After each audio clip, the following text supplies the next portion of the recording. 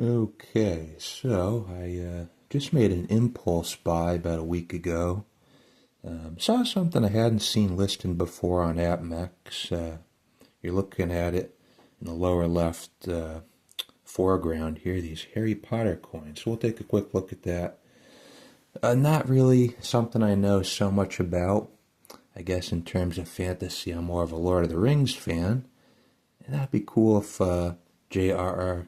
Tolkien had written more about the monies used in Lord of the Rings. But anyways, I guess that author, J.K. Rowling, she did apparently write a little bit of a background, a little bit of a premise as to the money used in that story. I looked it up a couple minutes ago, and I guess it was gold galleons, silver sickles, and bronze canutes. And just off the top of my head, I think it really weird numbers. I guess not unlike the British imperial monetary system where they had some funky numbers, although those were based off of, I think, 240 units, pennies to the pound. This is a little different, a little more, what's the word? Odd, I guess, but it's 17 silver sickles to a gold galleon. And, oh gosh, I already forget the canutes. I think it was like, just off the top of my head, I think it was like 20 canutes to a silver sickle and 17 sickles to a galleon. I don't know if there was any methodology to that madness, but... So anyways, I ordered a tube for reasons. Had to get the tax break in my state, which I really hate. But I thought they looked pretty cool. Maybe I'll regret this purchase, but let's take a look here. I'll stop flabbing the gums and just see what we got here. They do have a pretty bold strike, as in, it's well struck, nice high relief, kind of.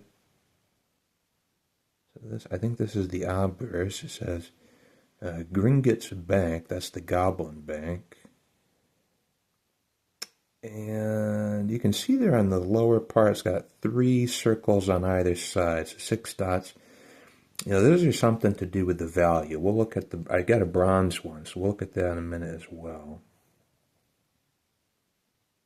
I don't know if that's Latin. I think it is. Unum sickle 1. Pretty cool. And yeah, it's the first time I'm seeing it. I forget the mint. I don't know if it says on the container, which I've already lost. Probably not. Yeah, I forget which mint it was. I don't know if it was the 9 fine mint. It might have been. I seem to use that for quite a lot. Obviously, it's a very highly polished surface, which usually isn't my favorite. But I think just the novelty factor on these, I'm willing to give that a pass. I do myself prefer more of a business strike. If you have to, kind of like the old US 90%. I mean, these are a very light polish, brilliant uncirculated. I wouldn't want to see any more polish than that on a good coin, but neither here nor there. Anyways, back to this one. I think it says Warner Brothers copyright. I don't know if I can adjust the focus on my camera here. Using the cell phone. But anyways, yeah, I think it says Warner Brothers. 1 ounce fine silver. Kind of hard to read that, but yeah, pretty cool though. Like I said, got a wizard. Turn it over. Dragon. So I got a bunch of these just to get the price break. We'll see if I maybe flip some of them later. But yeah, here's the bronze one. And let's get it out of there. Random knife on the table.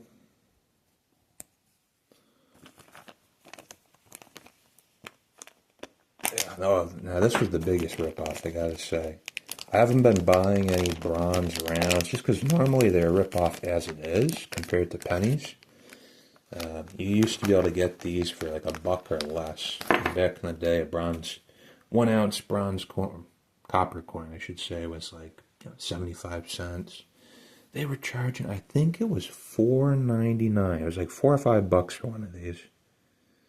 Now it is cool. That's very cool. If these were $1, I would buy a whole roll. These are cool.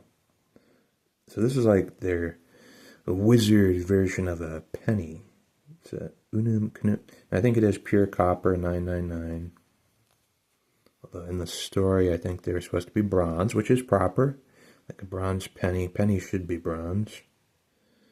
Yeah, it says 999 fine copper, 1 ounce. Avoir Dupuis, I believe. Crickets Bank. So you got the same obverse. And then you got like a demonic goat. No. What I said earlier about the circle, something to, I don't know if that's something to do with the value. You know, the silver one has like 6 circles, 2 dots. Now they make a gold one, but if you can believe it, yeah, I think the gold one is actually 1 ounce of solid gold. And, you know, so that's going to run you $3,600 approximately. So I took a pass on that. That'd be pretty cool. I think the gold one has, it's another, it looked like a little dragon, almost looked like a bee mixed with a dragon. And that was the galleon. So again, you had the canute, the sickle, and the gold dragon. One other thing I think I saw in the Wikipedia article about the sickle, you know, who knows exactly what J.K. Rowling was thinking, but I think it might have been derived from, what was like the Hebrew, what was the shekel? It might have been like related to a silver shekel coin, but who knows? As far as the galleon, that just sounds cool. The canoe, I don't know if there's any meaning, or maybe I'm mispronouncing it. It's nut, unum nut. Anyways, I thought these were pretty cool. I wanted to get at least a couple just to kind of add to the collection, and there it is. So let me know in the comments what you think. They're a little overpriced. You know, the bronze ones, $4 or $5 each. It's a ripoff, really, but I think I paid about 47 and a little bit of change each on these, which, you know, with the spot price, it's still pretty high premium. I think these had a higher premium than like an American Silver Eagle, but kind of cool. I'll leave it there. Oh, and then I just threw in these to get to the free tax limit in my state. Just a couple of these 9 fine buffalo rounds. But anyways, we'll leave it there. Talk to you later.